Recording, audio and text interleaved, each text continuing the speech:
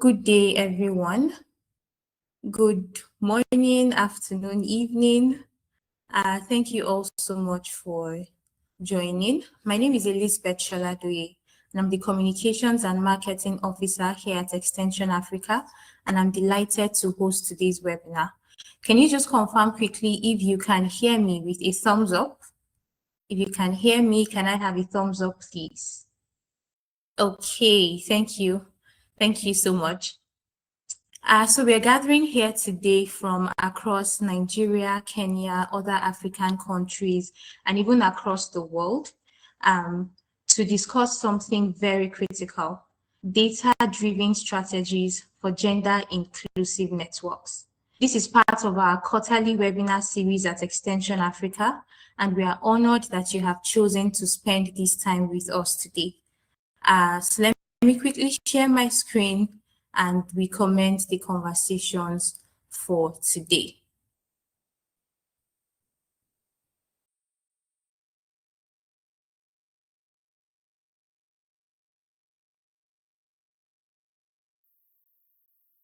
All right, I would appreciate another thumbs up if you can see my screen. Okay, thank you. Thank you so much. So before we go ahead, let me quickly share the agenda for today. First off, we'll be having a keynote address from AGRA's gender integration leader on evidence-based strategies that work for women farmers. Then we would move to a moderated panel session where we have three incredible experts who will share practical insights on building gender-inclusive advisory networks. Finally, we'll open up for your questions, and we are really excited to hear back from you and take your questions. So before we go ahead, a quick housekeeping. First off, kindly note this webinar is being recorded, and after the session, the recorded webinar will be sent to you. So in case you have some network issues or glitches and you miss any part, you'll be able to catch up you'll be able to catch up via the recorded session. Sorry, I saw a hands up. We would be open to taking questions after the end. Please kindly keep your microphone muted, and you can drop your questions via the chat box throughout the session.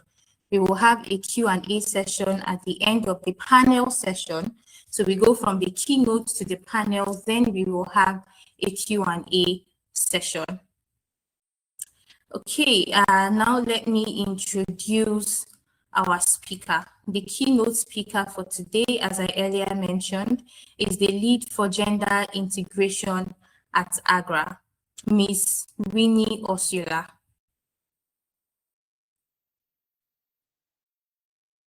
Ms. Osula is a seasoned international development and humanitarian practitioner with over 20 years of experience leading evidence-based gender, youth, and social inclusion strategies across entire Africa. She brings deep expertise in gender mainstreaming, policy advocacy, organizational development, and inclusive results-based management. She has worked extensively with international NGOs such as AGRA and governments at local and regional levels, building institutional capacity for gender transformative programming. Her technical strengths include gender analysis and audits, gender programming, gender-sensitive evaluations, and coaching teams on gender-responsive project management across sectors such as agriculture, which is what we are here to discuss today, health, education, and livelihoods. She currently serves as the lead for gender integration at AGRA in Africa, where she leads the design, implementation, and learning of gender integration strategies, working across countries to advance gender equity in agriculture. So please join me as we welcome Ms. Winnie Osula to take the keynote speech for today. Thank you, Ms. Winnie.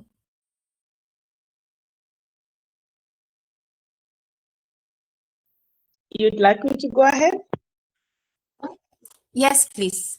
Okay. I thought you were going to introduce the rest, but it's fine. I can take it from here.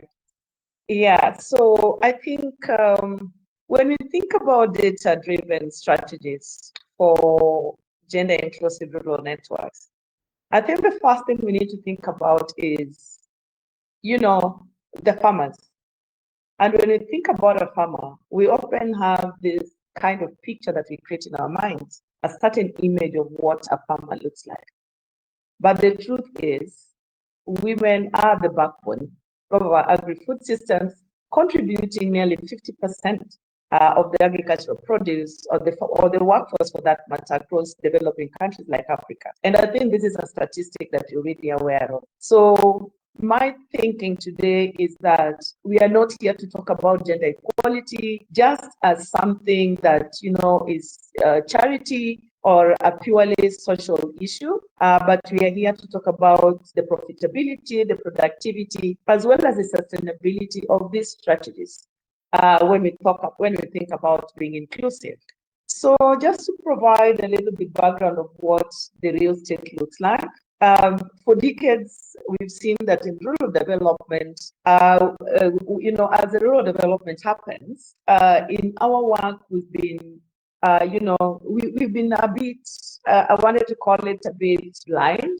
Yeah, because we have built roads, that is in terms of infrastructure. We have also improved markets. We have introduced new technologies, but we have done so using some statistics and averages that hide, some bitter truth. And the bitter truth here for me is that half of our workforce is women who are often invisible in our plans. But I must also say that this has happened for decades. And in the current status, we are simply looking at how best can we change that narrative and become more inclusive. So today, we are not just going to talk about assistance, again in quotes. This is not aid or charity that we are giving when we are talking inclusive rural networks, but we will be talking about the power of data as a tool that can actually help us make change. Yes, so the first key point I want us to think about is data as an instrument of equity. And why do I say this? Because we have to look at what evidence do we have, because we cannot design or solve a problem that we are not able to see. And data provides that with us. So the first digital strategy is not the technology itself. We are talking about the data-driven strategies. So our first strategy, we should not look at, we should not look at the digital strategy as technology. It is not. But let's look at, do we have the sex, age, and gender disaggregated data? Because like I said, we cannot solve a problem that we cannot see. And we can only see our problems through the kind of evidence that we have. So statistics tell us that a rural woman spends approximately 14 hours a day working. But what does he own? What does she own? She only owns less than 10% of the land that she actually wakes up every morning to cultivate. So when we use these kind of statistics, sex, age, and gender disaggregated data, to shape policy, then we are no longer gazing, but we are now investing where there is real need. So data is key in this kind of scenario. The key point I also want to highlight is it's not business. I mean, it's business and it's not charity. Remember when I said we are not supposed to be looking at inclusive approaches as something that we're doing as a charitable or a nice thing to do. So it is business because it makes business sense to be inclusive and it's not charity. So the second strategy we look at is to change the mindset because there are people who influence how some of these things happen. The innovators of these technologies, we need to change their mindset so that they understand that they need this kind of data to inform what they bring about to support the rural communities and even the rural network. So gender inclusion is a good business. We need to think about our businesses as the return on business that we can get out of being gender inclusive. And again, studies have also shown us that when women-led farms when we give them these women-led farms, when we give them the same resources as men, then yields also increases by about 30%. Not many saying, but that is the data, the evidence that we have. So when we use digital systems, and specifically in our case now, the digital extension services, to deliver market information directly to the women's phones, we are also growing our economy of the entire nations, and not just the households or the families that where these women come from. And my third point here is looking at inclusive technology. So our final step in the strategy process is to look at inclusive innovation. How inclusive are we in the process of designing these innovations? How inclusive are we in designing these technologies that you're promoting? So when we look at AI and even the modern systems, if we do not train our systems on women's data, then we are creating a bias. So we must ensure that these tools are developed with considerations of women's needs to solve their unique challenges. Because when we look at rural communities, the needs of men, the needs of young people, the needs of women are never the same. They are not homogeneous. So we need to look at the unique challenges that each of these populations are facing, and especially women and youth who are more often disadvantaged. And we're looking at how do we start reducing the burden of the domestic work, because we know care work is taking a lot of women's time, and also to looking towards improving food security. So as I conclude, and I would just want to say that let us remember that statistics without action are just numbers, unfortunately. But statistics in the hands of a committed leader, and I want to assume that those of us participating here today, as speakers, as participants, we are leaders in our own rights within the spaces where we belong to. So let's be committed and be those people that when this kind of data falls in our hands, or this kind of statistics falls in our hands, we are able to unlock the latent potential of millions of the rural communities, especially women and youth. And my quote for today is that there is no stronger rural network than one that gives women and youth, including other vulnerable populations, equal opportunity to not only participate, but to own and to lead. And owning, I mean having access to and control over the productive resources within the sector, being leaders within the sector, and not just being participants. So thank you very much. And I'm hoping that with this kind of remarks, we are going to shape our conversations around how best can we bring about a change, and share a little bit of the kind of strategies that we have that can actually make our rural communities more gender responsive. Thank you very much for listening, and looking forward to participating more. Over to you.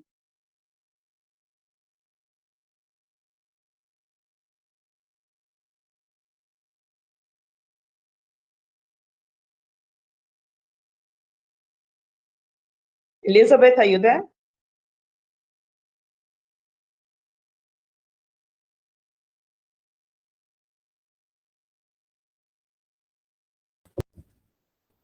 Yes, I am here. Thank you so much, Ms. Ursula, for such an insightful session. So I was taking notes and just taking notes on how this applies even in Extension Africa, hearing you speaking about digital extension services and how we have to be very intentional while building these technologies to ensure that they are inclusive. So we're talking about inclusive rural networks. We have to take every bit of that and ensure that they are inclusive. So if it's digital, it should be inclusive. If it's tech related, it should be inclusive. If it's AI powered, it should be inclusive. And everything should just, the system should be trained on women's data. Otherwise, we are creating a bias. So we can keep talking about data-driven statistics, but without intentional action, we'll end up creating a bias. Thank you so much, Ms. Angela, for your time and that insightful keynote session. So at this point, we would just be open to questions, conversations on the keynote session. So I see some hands are raised. I don't know if you want to contribute or if you have any questions from the keynote speech that was just delivered. So Toluwalope Kusimo, your hand has been up. So do you want to contribute to the conversation or you have a question?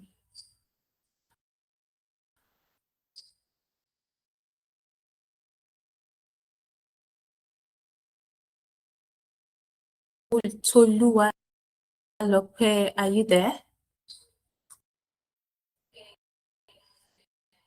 Okay, so I'm guessing that that was not intentional.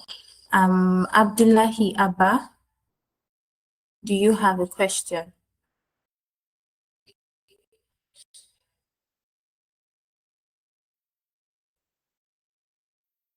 I see Abdullahi Abba, I see Alexander Uchibo, I see Ali. Do you have questions or do you want to make comments on the conversation so far?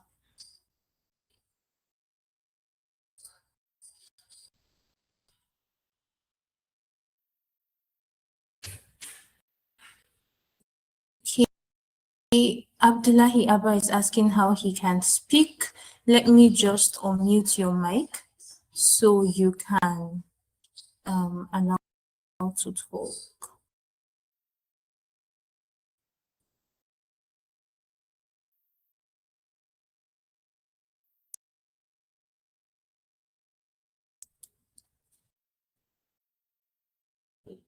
Okay, Abdullahi Abba,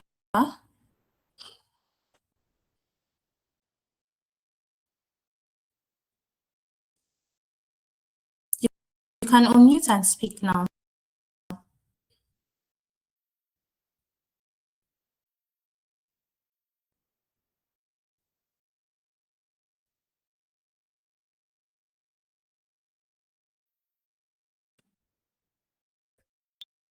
Hello.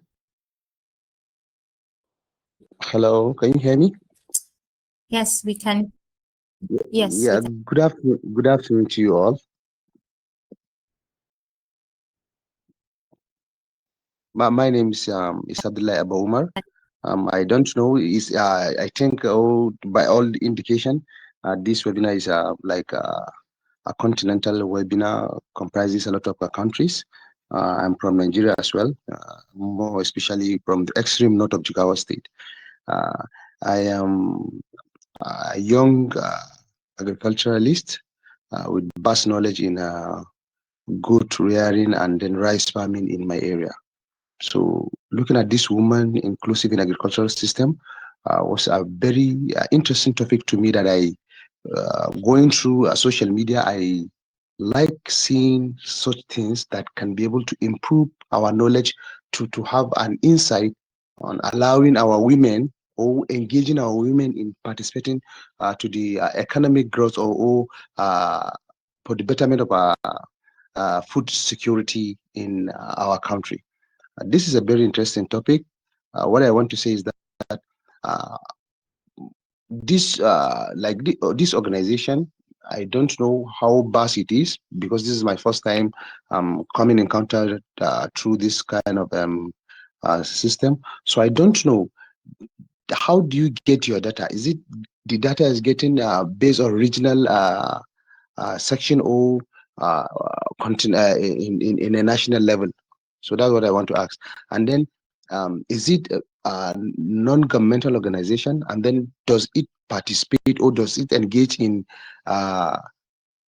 making awareness or helping the rural community women uh, with varieties of things that can be able to help them in promoting the food security system? That's my question. And then I'm really glad to be part of this Okay, webinar. Thank you. thank you.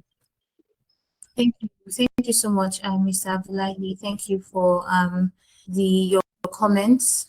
Thank you for the compliments as well. So this is extension Africa, and you can follow us on social media to get more information about what we do at Extension Africa and how we can assist in your community. But thank you. We are excited about your interest with Extension Africa, in Extension Africa. Thank you so much, Mr. Abdullahi. Mr. Alex Uchibo, your hand was raised. I don't know, do you still have a question?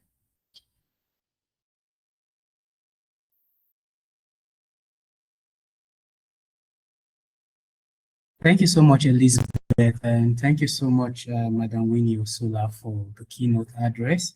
I 100% agree with you that women are the backbone of agriculture. And then looking at my role as a player, working with rural farmers, mostly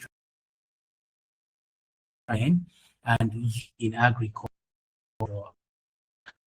there are challenges we face more in women in agriculture.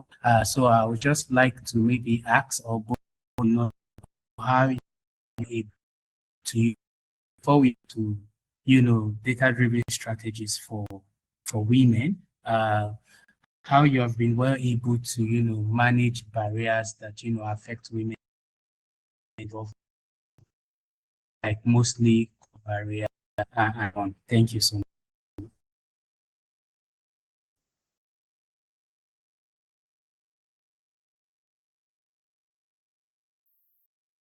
Thank you, Mr. Alexander, for the compliments to Ms. Winnie and also your question. I don't, Ms. Winnie, are you still on the call? Would you like to respond to his question? He's asking about how you in particular have been able to break barriers for women in rural communities in agriculture. Just repeat that question again. He was breaking a bit. Yes, yes. Yes, he was. But I think what I get from his question is how you have practically been able to break barriers for women in agriculture, especially in rural communities. So he said he's a player in the field as well and engages with women, but wants to know how you in particular have helped women to break barriers.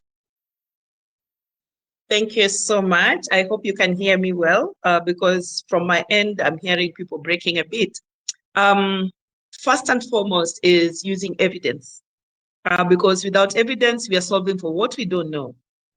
So how I've done my programming before, and allow me to speak about this from the perspective of AGRA, is what we do is we conduct an analysis to understand the landscape first before we design any program.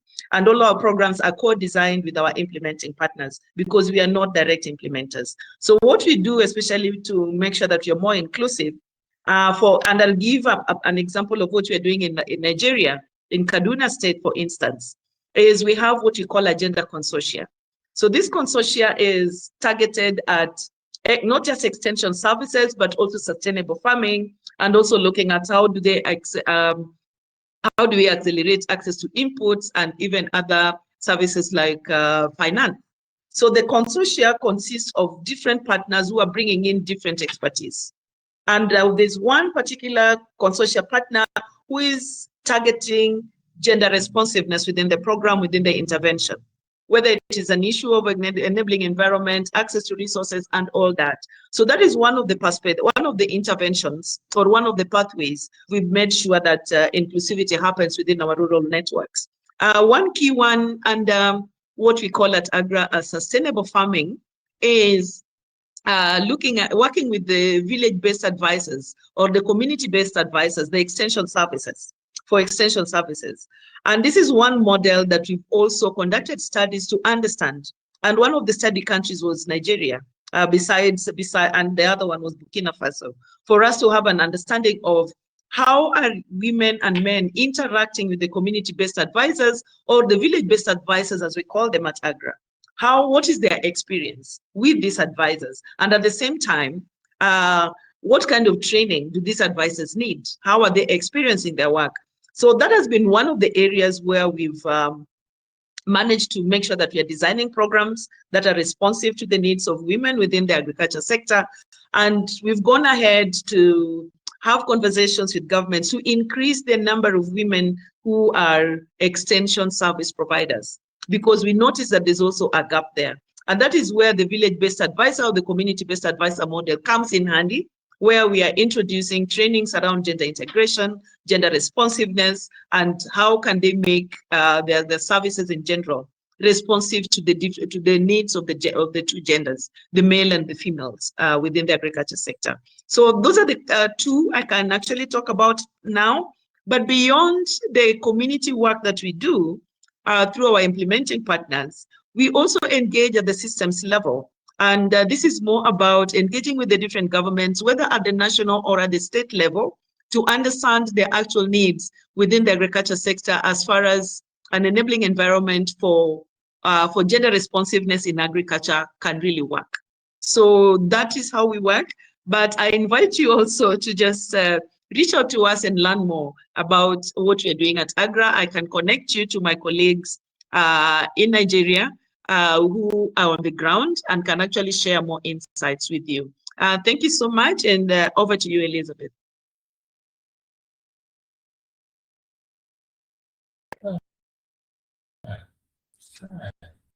Thank you, Ms. Winnie, for going into details on that. I think the key point for me is start with analysis. You cannot say that you are solving a problem when you do not know what the problem is. So start with analysis. What is going on in this community? What issues are the women actually facing, and how can we solve that issue? So not just solving a general problem, but know specifically what the problem is. One thing I'm also very excited about is how we have men asking the questions here. So far we've had 2 male commenters, and we still have a question, assuming from Iman as well. Abu Joseph says, how do you measure success when implementing gender inclusive strategies? I think we can take this question for Mrs. Latifa. How do we measure success when implementing gender inclusive strategies? I'm assuming, aside from we have more women participating in agriculture, so how else can we measure success when implementing gender inclusive strategies? Mrs. Latifa.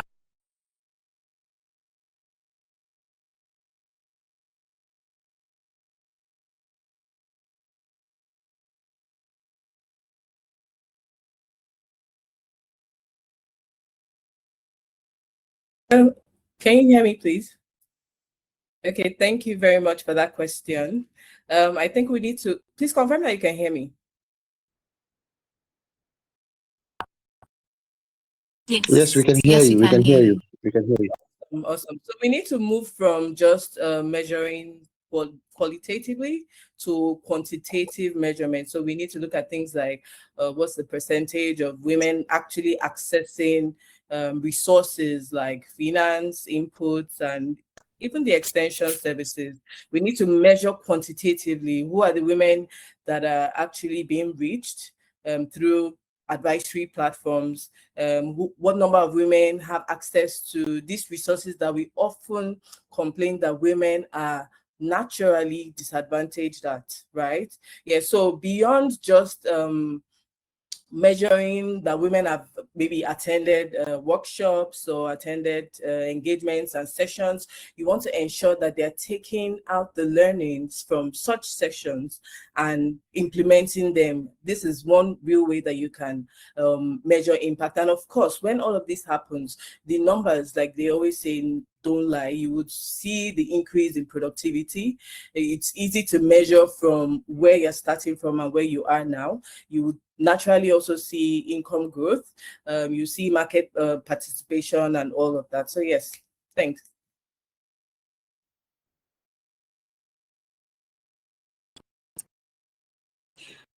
Thank you for the wonderful response to that question.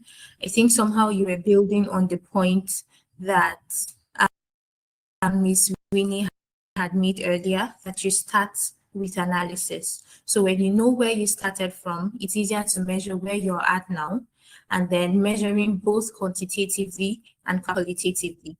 Thank you, Mrs. Lawal, for your response to that. Okay, moving on, we would now be moving into the panel session.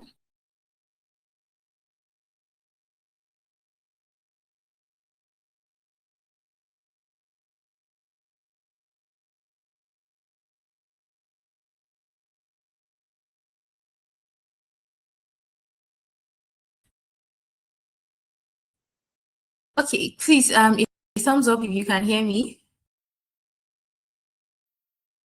Yes, we can. Yes, we Okay, can hear thank you. you We are so with you. much. Thank you. So moving to our panel session now, I will be introducing our wonderful moderator who you have had a sneak peek from already. A really amazing person, Latifa Lawal. She's an agribusiness specialist and the head of mechanization at Nursal. Ms. Latifa is a seasoned professional with a career spanning 17 years, characterized by diverse experience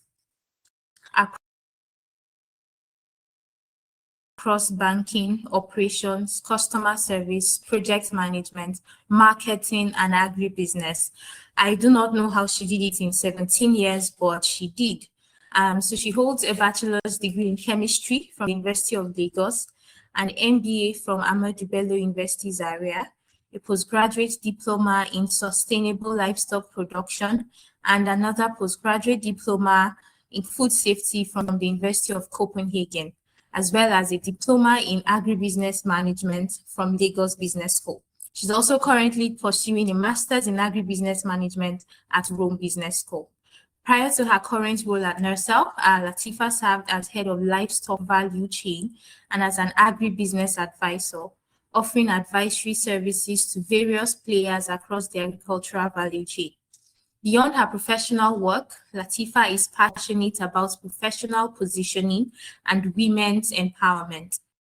She serves as a trustee on the board of Child Aid and Sponsorship Awareness Foundation, supporting orphans and underprivileged children in Nigeria. She's also an advisory board member of I Train Africa, empowering African youth. Most recently, she founded the One Cup of Milk a Day initiative, promoting nutrition and child health through dairy consumption for children ages 3 to 5 in Nigeria. Latifa brings not just expertise, but lived experience in building inclusive agricultural value chains. Let us make welcome our moderator for the panel session, Ms. Latifa Lawal, even as she introduces the other experts. Thank you, Ms. Latifa. Thank you very much, and good afternoon once again, everyone. It's indeed a pleasure to be here moderating this session on data-driven strategies for gender-inclusive rural networks. And just like our keynote speaker stated earlier, women make up to 50% of the global agricultural workforce, and really most of them are in the rural areas.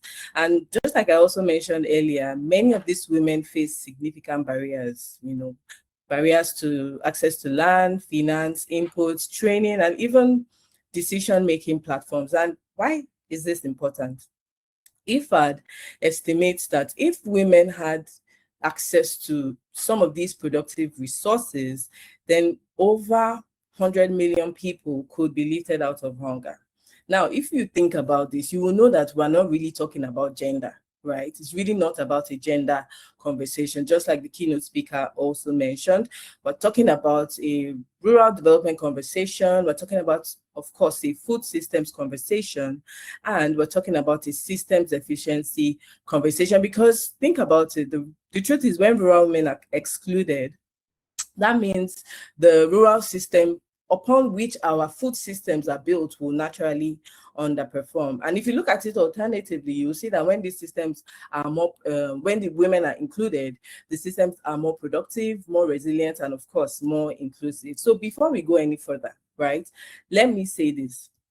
Today, I want to assure everyone, I think we are, how many? We are 62. I want to assure 62 of us in this room today, right, that over the next 45 minutes, You are not just going to hear another conversation about women in agriculture. No, that's not really why we're here. You're going to hear what the data is telling us, what is actually working, what is not working, and most importantly, what needs to change. You know, we do a lot of talking, and I'm one person that is also always advocating for action. We know a lot, but we need to implement a lot of the things that we know, because the gap we're talking about is not new, right? What is new is our willingness to address these problems differently. So I want to beg for your full attention, right? Because everything we'll learn today will not stay in the room. It is my hope, actually, that everything we learn will not stay in the room. It will translate to how we will design our future projects, how we'll invest in women, how we'll build systems that will actually include these women that we talk about, right? So let's move to our panel. Today, we have two distinguished experts whose work sits at the intersection of research, practice, and real impact. And like I always say, the quality of a panel is determined by the quality of the conversation. And I can confidently say that we have a strong panel today, not just in titles. They are both doctors, not just in titles, but in depth of work, in experience, and in impact. Yes, I really took time to look them up.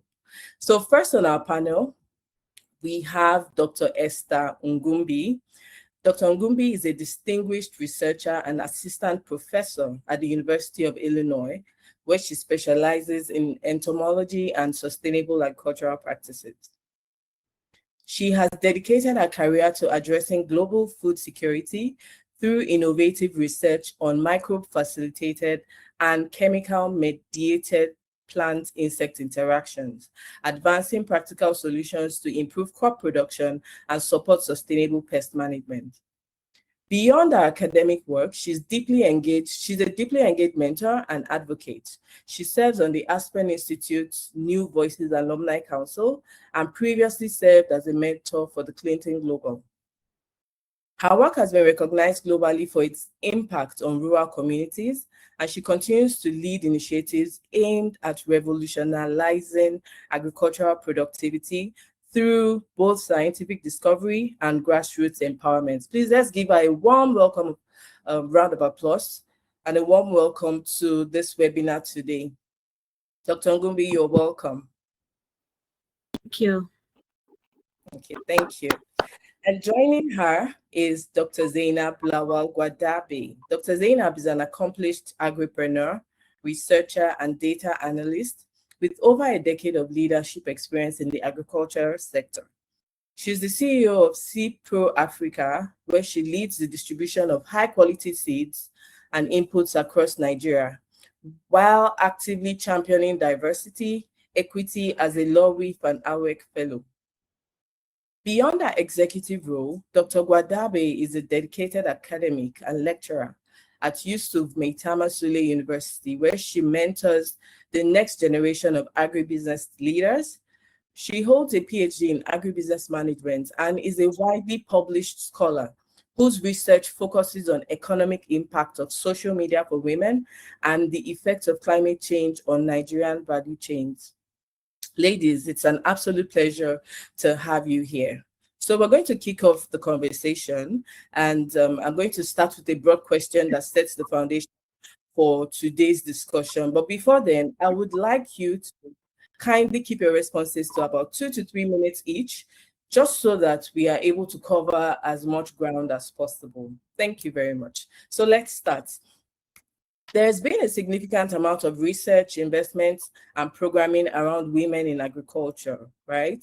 But if we step back and look critically, what does the research actually show about what works for women farmers? And where are we still getting it wrong in implementation? I will take Dr. Esther first, and then I'll take Dr. Zainab after. Dr. Esther, over to you.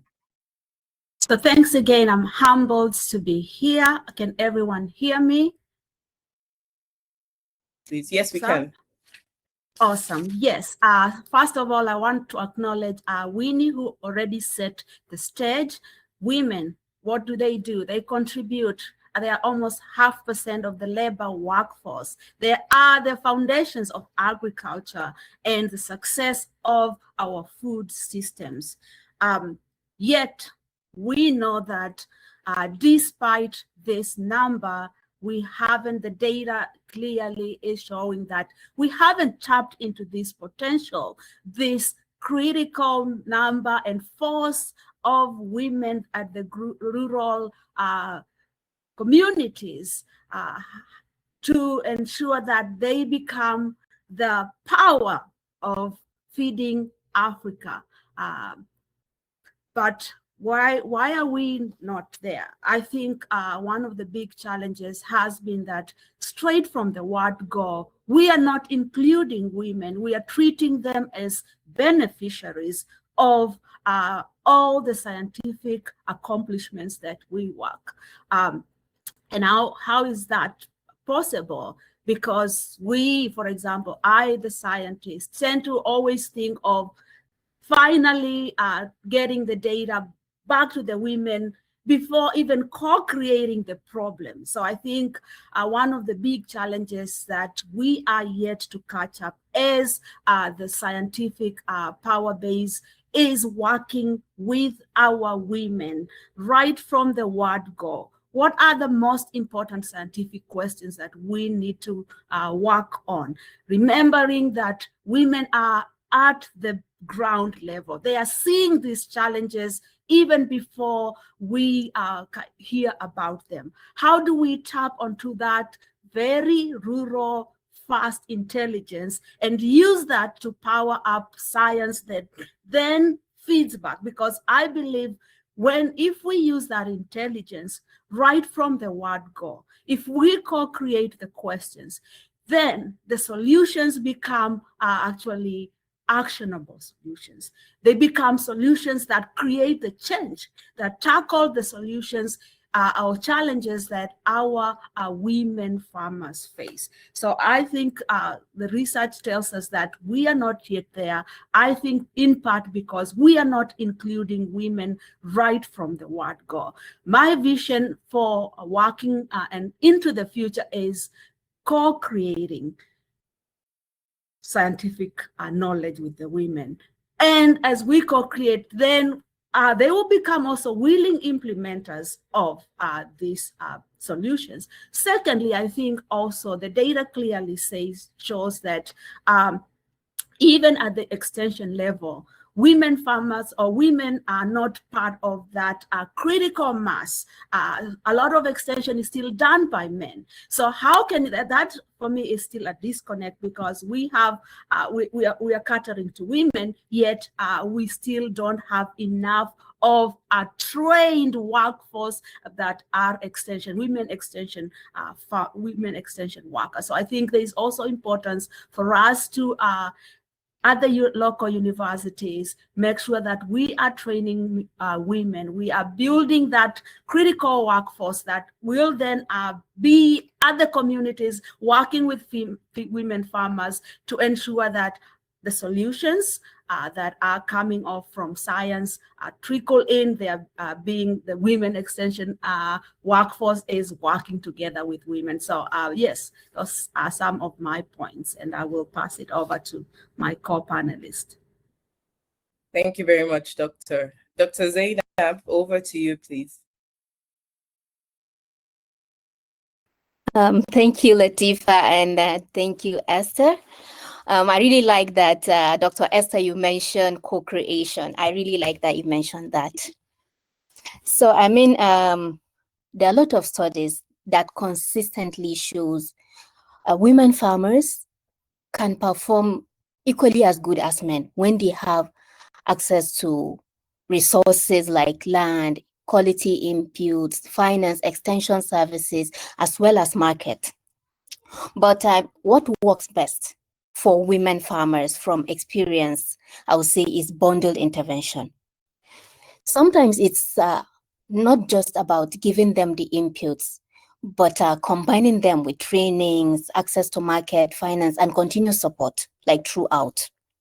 So research has also shown the importance of peer network, going back to Dr. Esther's talk about co-creation. So the importance of peer networks, women-led groups, cooperatives, and also like I'll say localized extension systems. These system together can help build trust and also work very well when you're trying to accelerate the adoption of innovations in the agri space. So when it comes to approaches like nutrition sensitive and climate smart agriculture, they tend to have like stronger outcomes for women because they directly connect to their roles in household and food systems. So in practice, I can see that this works very well. I mean, it works strongly with what we see on ground. For example, when we engage women at Seed Pro Africa, when we engage women as outgrowers and provide them with inputs, seeds, training, and also they know they have guaranteed access to market. When you produce, we buy back and at premium. So their productivity clearly improves. The income increase significantly. And more importantly, you'll see immediate improvement in household nutrition and reinvestment into the family welfare, like hospitals being able to, access healthcare, education, and other source of livelihoods. So women are, I would say they are incredibly efficient and impactful when given the right support. So what are we getting wrong here? We still design, most interventions still design programs that are not, we say they are gender responsive, but truly, in practical sense, they are not truly gender responsive. They do, you'll see interventions that do not really consider women's time constraints, their mobility limitations or household responsibilities. Sometimes something as simple as the time you schedule for a training or the venue, location you schedule for a particular training can determine whether a woman can participate or not. Another constraint I can say is access to unequal practice. Even when policies say otherwise, you'll see that these women often receive smaller quantities of inputs when compared to men, less information, because it's clear like there is still issue when it comes to communication. For example, most men have access to phones than women. When it comes to rural communities. So less information and also weaker market linkages because they produce in smaller quantities and we tend to think, why should I concentrate on all these fragmented small scale farmers when I can get one big farmer to produce a seed for me? And lastly, we also undervalue women as economic actors truly. We still treat them as beneficiaries rather than as serious agri players. So this, I would say, has so much impact on how financing comes to these women, how these women are being engaged as partners, and also how opportunities are structured on the value chain. So while I would say research is still very clear on what works, the gap is really in implementation, quality, and intentionality. Thank you. Thank you very much, my distinguished panelists. I got so many important insights with what you've shared, especially around the gap between intention and execution. Dr. Esther mentioned the importance of co-creation when it comes to research questions and also ensuring that women are carried along when it comes to developing solutions for them. Dr. Zainab, on the other hand, mentioned the need to bundle interventions, more like an end-to-end and bundling of resources that women will need just so that they have a more structured output. So many inputs. Thank you so much. We'll move to the second question and we're going a level deeper. So just like we have reiterated today, right? We often talk about barriers. We can't even say it enough. Credit, land, market linkage, just like you even just mentioned about women getting smaller quantities of inputs, time poverty, we can't say it enough, right? In your experience, right, which of these barriers has the biggest impact on productivity? And how can data-driven advisory services specifically address that barrier in a practical way? I'll go with Dr. Zainab first, and then we'll move to Dr. Esther. Thank you. All right. So I'll say the biggest barrier is not just access to all these things we mentioned, land, finance. Yes, they are big and they are very important, but reliable access is also a big barrier to the right, to the right quality of inputs as at when due. You can imagine, like, we have wet season, and I'm just taking the north as an example. We have wet season and we have dry season. So imagine wet dry season approaching and you don't have the right inputs for the dry season for the farmers. So key challenges can be limited access to certified high performing seeds, also exposure, fake and poor quality inputs. There is a lot of that happening right now. And I'll also link it to last mile distribution. That we have weak last mile distribution. I'll give an example. We linking the last mile distribution to fake or poor input quality.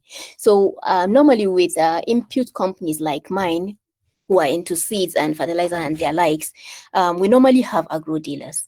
So you give your agro dealer seeds. Let's take seeds as example. So you give them seeds to sell. And the seed is good, yes. So they started selling and they run out of stock. What should they do normally? Instead of coming back to you, to the company, to buy quality seeds, they would rather go to the market and package grain for these farmers. And this has affected farmers a lot, and it creates a lot of trust issues around inputs. So another point I'll say is low purchasing power. It affects the yield of the farmers. It lowers resilience, also when it comes to nutrition and the outcome, and even the economic benefit the farmers get is affected when we talk about fake or poor quality inputs. It is a very, very critical topic. So productivity, I'll say, is affected mostly by quality and the timing and the suitability of input, because sometimes it's not just about the inputs. What you bought, I'm also referencing using seed as a reference. You cannot go and buy seed that is designed to thrive in a place like Russia or Ukraine, and say you are bringing it because they are getting high yield and the farmers are making a lot of money, and say you are going to bring that particular variety to Nigerian farmers. So you have to also look at the suitability, the timing when the inputs get to the farmers, and also the quality you are giving these farmers.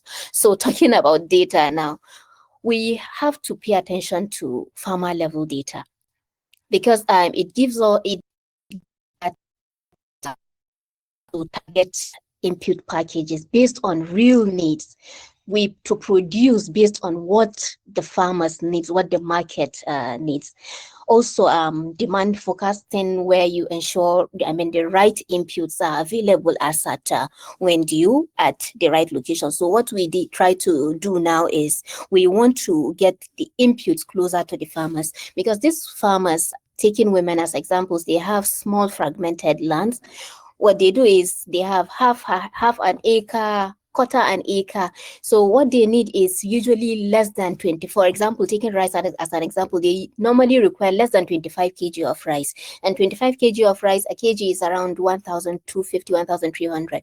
So if you're buying a rice seed for 10,000 naira, and you have to spend transport of almost 3,000 to go to the city to get it, sometimes you feel like, why don't I just plant my grain? So we're trying to get the inputs closer to the farmers. Getting it closer to them will go a long way. So we established kiosks and all things like that to give them accessibility. And also the National Agricultural Seed Council is also doing a lot in terms of digital traceability. And also I would like to talk about behavioral data, where we support tailored financing. Like women prefer smaller packages rather than the big packages. So for us, we design something which we call the home gardening kit. It's a small kit. It has everything you need to produce at the comfort of your home, which is a very small package that will serve a woman's purpose. So you have to like understand the behavioral data. And also, yeah, so thank you. I'm taking a lot of time. Thank you very much. Dr. Esther, let's have your thoughts. So yeah, again, building on my colleagues. So I think the first most big barrier that I think about is the lack of most recent agricultural knowledge. Why am I saying this? We know that science is evolving by the minute, and so does agricultural science knowledge. Every day, scientists are discovering something new. Every day, the innovators are also taking that knowledge and putting it into practice, developing high improved seed varieties, the right inputs. So, but women farmers lack that ability to access that knowledge as it is evolving, which is a big barrier with global warming, with all the challenges that we are facing. Without that knowledge, for example, is my soil healthy enough to support the crops that I am hoping to plant that year, that season? What is the weather data looking like for that season? We also know that climate models change by the hour, by the minute. So ensuring that women farmers throughout the season, they have that most recent agricultural knowledge. Because with that knowledge is multifaceted. It's not only knowledge about seeds, it's about the inputs, it's about the practices that they're using, whether it's their mixed cropping, whether they are cover cropping, whether they are using other amendments as opposed to fertilizers, whether they are bundling up the amendments they are using from fertilizer to locally sourced amendments, making sure that all that knowledge is there, it's available, it's accessible. One of the things is there's a disconnect between the scientists, the agricultural universities, the knowledge generators, with the women farmers at the ground level. So how do we ensure that there is a seamless transfer of most recent knowledge in ways that's accessible, meeting the women farmers at the ground? As we talked about the barriers of time, we know that they're meeting in their cooperatives. How can we ensure, so now coming back to the solutions, how do we ensure that these challenges, this access of knowledge, which is a barrier, it's turned into an opportunity? How can we then use extension workforce to deliver this information to women farmers where they are, whether they are meeting at their cooperatives, whether they are on farm, or creating these community demonstration farms where all the recent technologies are being actively shown, using technology as well. We know women farmers have access to digital technology, they have WhatsApp, so how do we ensure that that data is translated in accessible ways right to the farmer, and it's continuously updated in ways that's accessible as well? I think in doing so, ensuring that all the data that's coming out about recent technologies is accessible. It's also with ensuring that also with data, also once we know what we need to do, but do the women farmers also have the resources? So ensuring that we are bundling all those things that women farmers need to be the next to feed our continent. I think that is important, and I'll stop there. Thank you very much. I particularly appreciate the fact that extension sits at both your response and Dr. Zainab's response. So many key insights were shared, starting with Dr. Zainab, the need to have farmer level data, which will inform all the resources or all the needs that the farmers will need. That it's like coming up with tailored solutions to what the the farmers actually need. I really appreciated that information. And also for Dr. Esther, you mentioned and emphasized the need to have up-to-date agricultural information or knowledge, and to should I say, develop or build women's access to such information. It all centers around extension and data. So thank you very much. I like the connection between data and the barriers that we face in reality. So thank you very much. We'll take it a step higher. Today in this room, we have several players in the agricultural ecosystem. And if there's one actionable strategy that they can implement immediately, not next year, not tomorrow, not in theory, not just in this room, but something they can start when they take the learnings from this webinar, what will you recommend to better serve women farmers? I will start with Dr. Esther this time. Thank you. So I think, again, I feel there's a lot of great information. So starting from just making sure that, first of all, these women farmers become visible. Sometimes I think we just talk about women farmers and we are not seeing them. We just use them as a tool to talk about. And so I think just today, get to the ground. If you can get onto the ground, first of all, just like update yourself, your knowledge with what challenges are they facing, because I think also these challenges are continuously changing. And so just on the ground, ensuring that you have the most updated knowledge about these challenges. And then again, how do you connect? How do we bundle up these challenges and connect them to the solutions? Because what we need is solutions. And how do we, I think for me, is making sure, again, we see them, we connect them with the solutions that are available at the rural interface level, but also solutions that can be accessible across. I think we are digitally connected. It's not, they can also access solutions from across the world, across Nigeria, across Kenya. So how to ensure that everything that is important to advance, to make them successful, to revolutionize their farms, let's make sure that they have that. Thank you very much, Dr. Esther. Dr. Zainab, we would like to hear your thoughts. Well, so from a Seed Pro perspective, I would say first is adopt a women-first distribution model. Develop like a trusted local networks where you can partner with women farmer groups, cooperatives, and also RSPs. We call them RSPs, rural seed promoters, instead of completely like 100% relying on our traditional agro dealer channels. So at Seed Pro, we have RSPs who are also linked to the traditional agro dealers, but they kind of work independently. They take your products to the remotest of the remote locations, like taking the products closer to the farmers.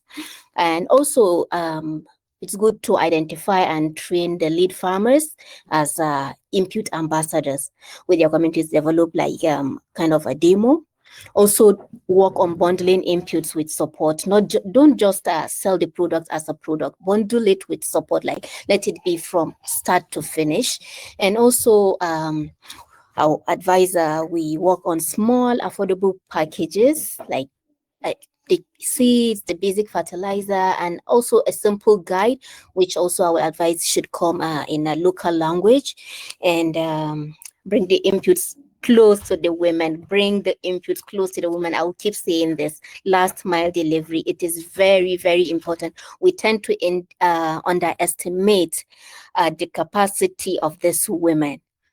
We see them as small scale farmers, as we see them as irrelevant, as they don't matter. But take the seed, take your products close to them and see the magic these women will do. So, and lastly, I'll say set up like a community level distribution points to deliver through group meetings or to reduce, just work on reducing the travel barriers for the women farmers, simple communication, and focus on practical demonstrations, immediately usable information, I would say.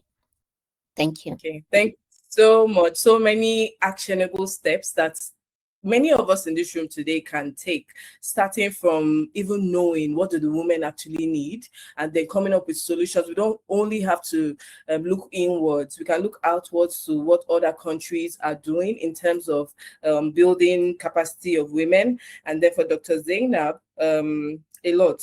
So creating affordable packages for women and being as close as possible in terms of last mile delivery of these inputs that they need. Thank you very much.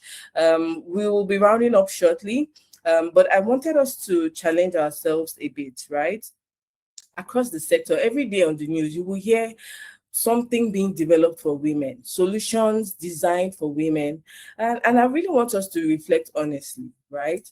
What has surprised you the most about what farmers, women farmers specifically, actually need versus what we assume they need? You know, most times there's so many programs that just develop stuff, but they don't necessarily take into consideration the peculiarities of women farmers. So in your experience, what do you think the farmers actually need versus what we assume they need? I will go with Dr. Zainab first, and then we'll move to Dr. Esther. Well, so I would say what surprised us most when we talk about what do these women need. Everyone will say they need access. When in reality, they need reliability, they need trust. We tend to assume that women need more products, but what they really prioritize is genuinely high quality inputs. I met a farmer recently and I said, how are you coping with all this, the cost of inputs and the seeds, the fertilizer, like how are you coping? And when he opened his mouth, he said, if at all, I am sure of the quality I'm getting in terms of the seed, the fertilizer, and the agrochemicals, he said, I don't mind spending any amount to get it. So they need that trust. So and also they prefer smaller practical solutions, not like the bulk packages. The assumption is women want the same large input volume as commercial farmers, like the quantity the men need, but in reality they prefer smaller affordable packages that will match their cash flow and their farm size. And also when it comes to timing, it matters. It's very important. It really matters more than we think. The assumption is when it's available, that is enough. But the reality is late access is as bad as no access at all. Also, the value guidance, that training, we tend to think there is a lot of training going on, like what is happening with all these trainings. They value the guidance as much as the product. So when they buy from you and you tell them, okay, if you have any problem, you can always come back to me. There is this training. We're training on rice production. We're training on maize production. If you're interested, you can. They value that. Sometimes instead of just buying something on the roadside and not having the chance to always go back for guidance, they would rather spend whatever amount and come back to you to know like they can always have that support. And I'll also say convenience and proximity are very critical. So try to work on the trust and to drive adoption. Thank you. Let's move to Dr. Esther. Thank you. I think in a world where there's so much noise, I think one of the things I've heard women say is they need to see.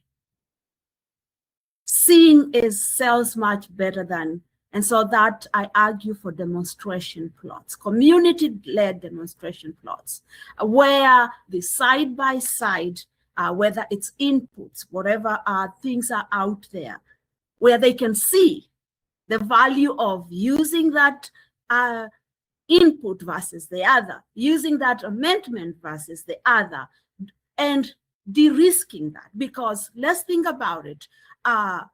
If you suggest a new input and they can't afford to fail, because once you fail, then it means your child is not going to go to school and so on and so forth. So de-risking.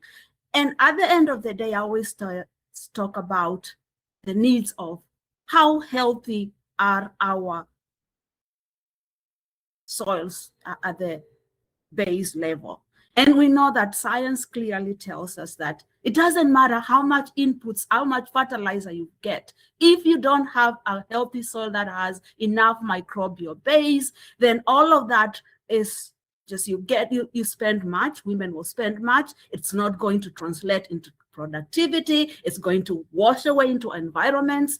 And so that is also important, ensuring that from the base of production, which is healthy soils, all the way to the challenges that climate change is posing, from increased pests, increased weather, drought, flooding across the season. So I think clearly using demonstration plots where we are showing as opposed to talking, that I think that is the last mile that I'm surprised women kind of want to see. They want to see it in action. And seeing is believing, and it would not need to convince. I think even extension workers wouldn't be needed, because when they see you've already solved that. So I will argue for that. And again, building down that it comes down to how healthy are the soils with which our women farmers are looking forward to produce and make agriculture work. Right. Thank you very much. So many things to take home from what you both said, but I think two things that stood out for me. First is reliability. So reliability in quality, quantity, access, and all of that. And then trust. The women want to see demonstrations, like we say in our local parlance, seeing is believing. They want to see, and once you see, you don't even need to do too much talking. So thank you very much. As we begin to wrap up, I will take this final question as your last thought for today's session. Looking ahead to 2030, what would success actually look like? And how would we know that we have truly moved the needle for women farmers? I will start with Dr. Esther. I think from a scientific and from a believer of women, success, first of all, looks for me like when I start co-creating, thinking about the issues with the women farmers. Right before even I design an experiment, that for me, when I've included their voices, their voices are leading me. When science, agricultural science is a partnership between myself and the farmer, because I know that will lead into actionable success.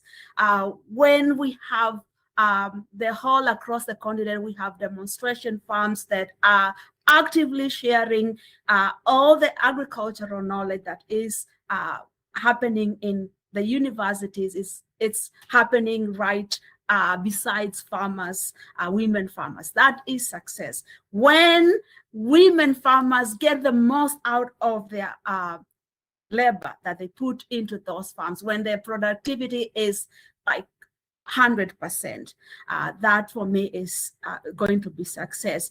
And when they can catch up, because again, with global warming, we are entering a phase where plant stresses challenges are for real. Drought, pests, flooding, to ensure that no farmer loses anything. But I think eventually insurance as well, because again, if things don't work, there's still that backup, safety nets for women farmers.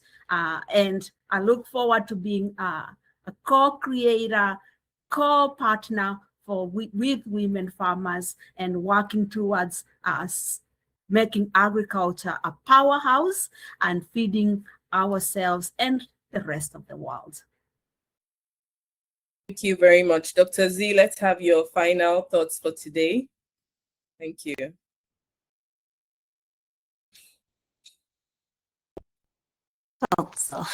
So for me, I would say I would love to see more intentionality when it comes to all these conversations we are having about women. This 2026 is a year of women farmers. So I want to see I want us to be talking about something else by 2030, not how women are going to survive.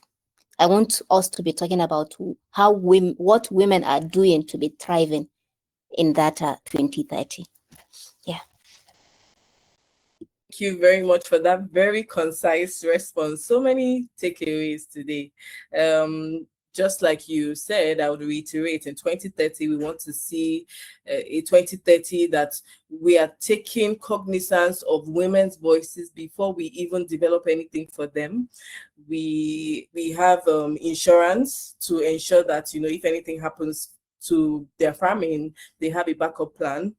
And of course, we want to continue this talk of, how are we going to develop women? How are we going to do this and do this, to how women are actually thriving. And at this point, I'd like to say thank you both, our distinguished panelists. Thank you for sharing from your vast years of experience on the field. Thank you. We have learned a lot. As you can see, my book is really filled up today. I think we have brought the conversation full circle. And at this point, I would like us to bring in our audience. If you have any questions for any of our panelists, please raise up your hands, and we'll call you and let us know which of our panelists your question is directed to. If you do not want to speak, you can drop your questions in the chat box, and then we'll pick it up and answer you accordingly before we call it a day. I want us to make this as interactive and as practical, but also we need to be very time conscious. Thank you very much. If you have any questions, okay, I can see 2 hands up. Elsie, please go ahead and ask your question.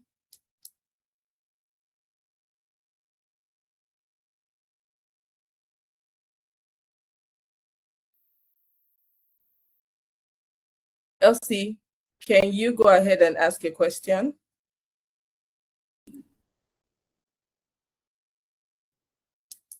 Hello. Hi, Elsie. Hello.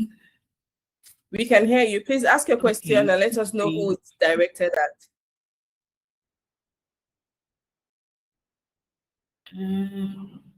Okay, so my question is, I don't know one way or the other, I'm not hearing Miss Latifa, but then I'm hoping you can hear me. So with the second question, question to the panel, where we mentioned about some of the barriers that we believe are significant setbacks to us achieving database strategies for gender inclusion. I was thinking of these 2 points, lack of confidence and illiteracy, as one of the main problems we have as women, especially among women farmers, for which we are not able. It's a big setback towards achieving gender inclusiveness for rural women. I worked with a company, and then we intended to come up with a project where we involve 80% women in creating a value chain, so that we move women from just being on the farm to including them to other off-farm activities, which would increase their farm income, increase their capacity to be part of governance system in their cooperatives and all that. But when you sit down and you think about the project that you are bringing up, and you think about the response, the women you want to bring them up in the project, just as Prof. Esther was saying, that you just mentioned that we should treat women as subjects of the study and not as beneficiaries. But when you include them as subjects, you see that the setbacks, the limitations, the demographics of the woman itself do not allow you to even make them the subjects of the study. So I'm hoping to hear from you. What approach can we use, especially for women who lack confidence and then have a challenge with literacy? Which data-driven strategies can we use to include them in such projects where you want to take them off just being in the farm, menial works, which they are not titled to lands and all that, which they can't do more. We want to increase their capacity to off-farm activities, but these are quite setbacks for them. Okay, Elsie, who's your question directed to, please?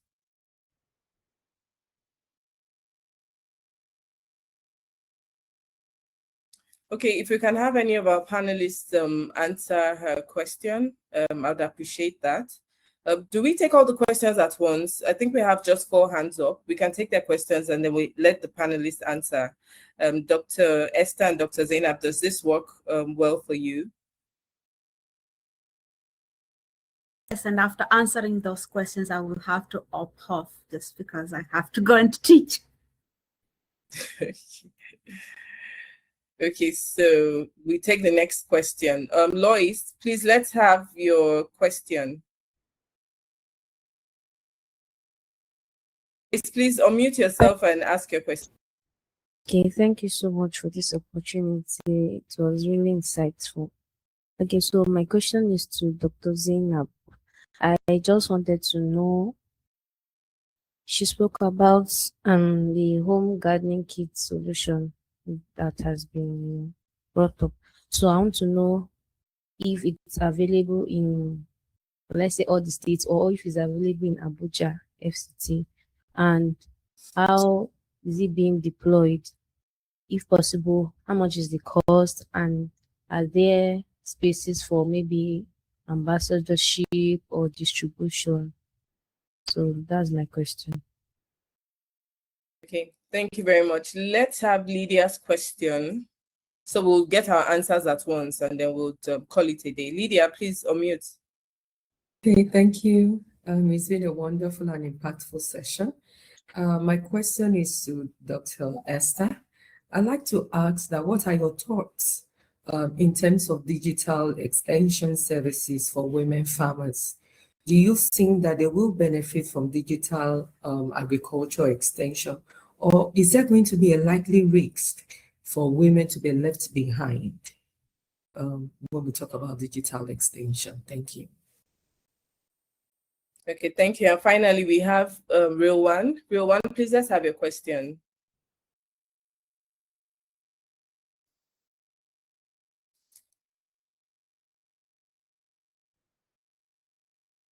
Real One, please unmute your mic and ask your question.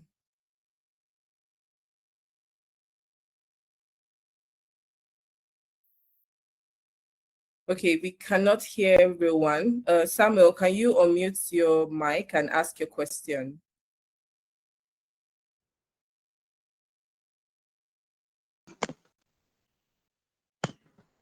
Good afternoon.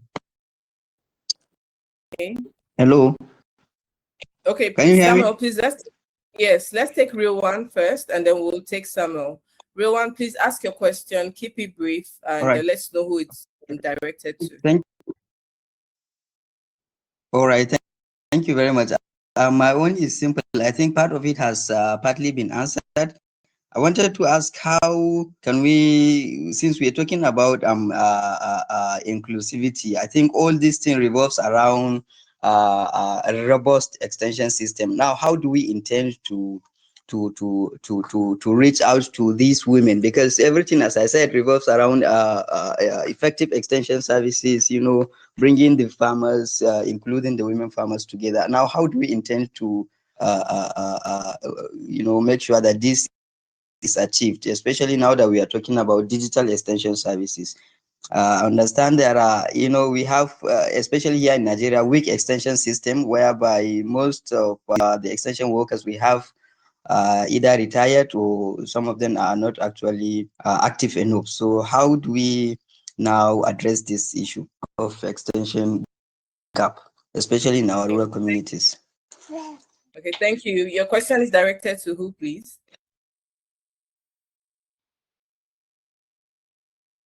Okay, I would say Dr. Zainab. Samuel, please let's have your question. Thank you. Okay, thank you. I was earlier on trying to drop my question on the chat. My question is, I would like to get an insight from the 3 panelists, but I'm first of all directing my question to I think Dr. Zainab to see practical impact on the field and also see policy impact from and the other 2 panelists as well, and the other aspect based on experiences. My question basically is to see how we're talking about involving more women, active women participation in smallholder farmer activities and the agribusiness. When I'm looking at, I was just thinking of how best can we unlock more strategic access and relevance to women farmers in most of these strategic roles we're talking about, from production to active participants in every scale of the value chain, and what kind of entry, looking at the challenges why women farmers has been not been easy to easily engage into the value chain. I'm looking at what strategic strategies or techniques can we see or recommend for best approach to get into the local communities, to unlock community entrance, permissions. I know we have some kind of bottleneck when it comes to activities engaging with the women clusters. We have diverse traditions, customs, and other traditions that limit or disband women-free participation and connection with such organizations and other kind of establishment where they require active participation, and that's just in order Thank to you. get insight on ideas. Yes, thank you.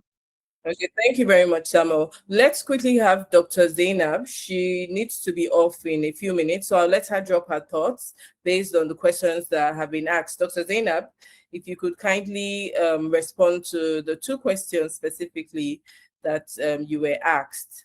In terms of the packages, is it only in a specific area in Nigeria, or is it available in Abuja?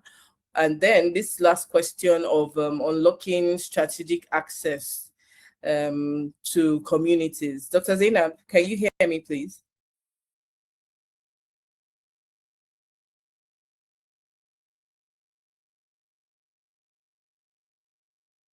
Zainab, can you hear me?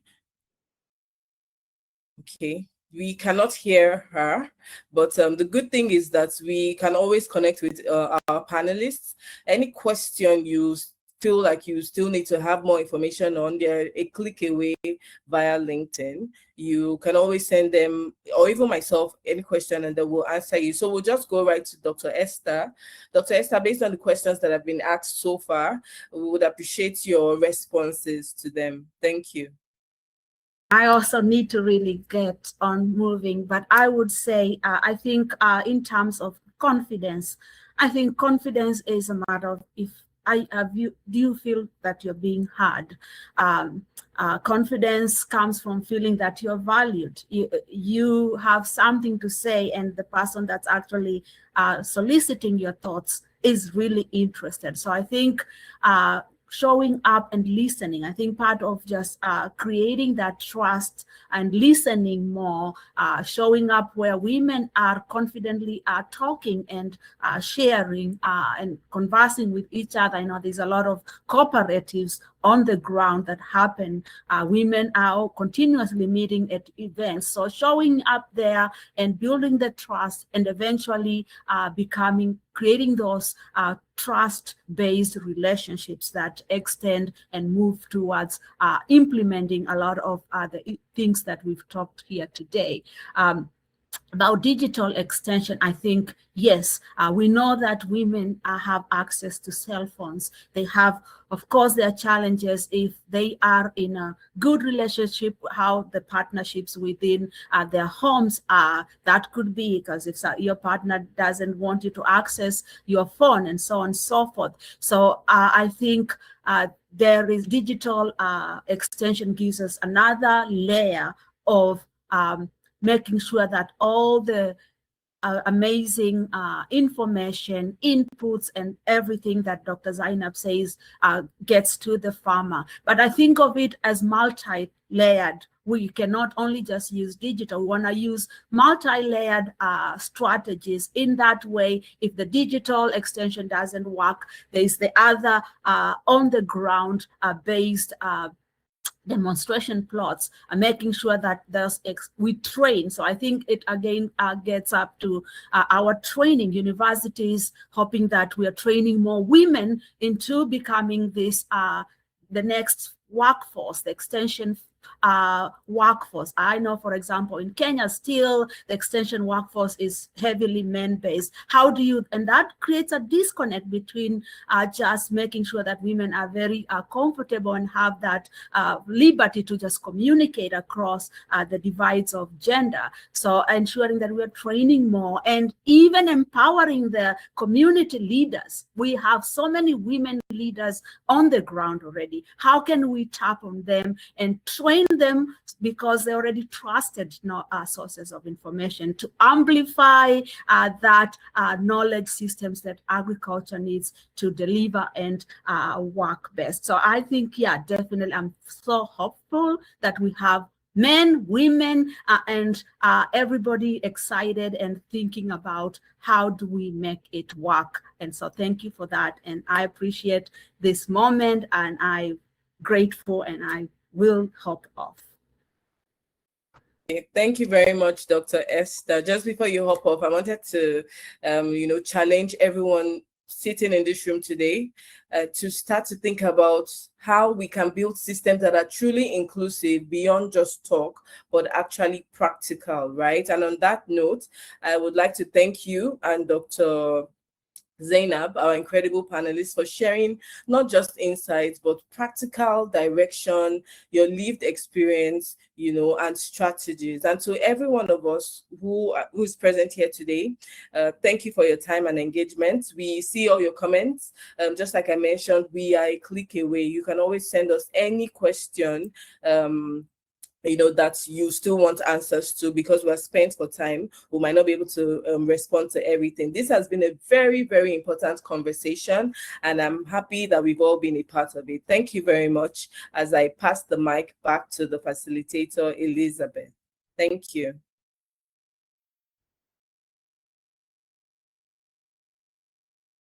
Oh, just wow. Thank you all so much. Thank you to Dr. Esther. Thank you, Dr. Zainab. Thank you, Mrs. Latifa, for moderating. It has been a most powerful session. As you said, it is more than insightful. It has given practical, breaking it down into bits, into little practical action items that can be executed even in the coming week. Thank you all so much for your time. And to everyone who has joined us today, thank you for your questions, for your engagement, for your commitment to building a more inclusive agricultural system for all of us. Thank you so much. Let's quickly bring this to a close, because we are really spent for time. So first off, we would be sending the recording and the resources to all registered participants within the next 2 days. You would have the recording of this session. So if you need to share with anyone, it will be on our YouTube platform. You can access it there and share. I would also be sharing the LinkedIn handles of our panelists, and also of the keynote speaker. She had requested that we could share with the team, with everyone who attended, so you can ask your questions and connect with them. And secondly, we ask that you please stay connected with Extension Africa. Follow us on LinkedIn, on Instagram, Facebook, Twitter, and YouTube, as we continue to share insights on agricultural advisory, farmer networks, and even gender inclusive approaches. We would be back next month with another powerful webinar, and we hope that you would register and be part of it as well. I would love to hear back from you. You can send us an email, info@extensionafrica.com. If you have any feedback from the webinar, or you have any questions, or you'd love to partner with us for last mile engagement, our doors are always open. Thank you once again for joining our session today. We hope to see you some other time. Do take care. Goodbye.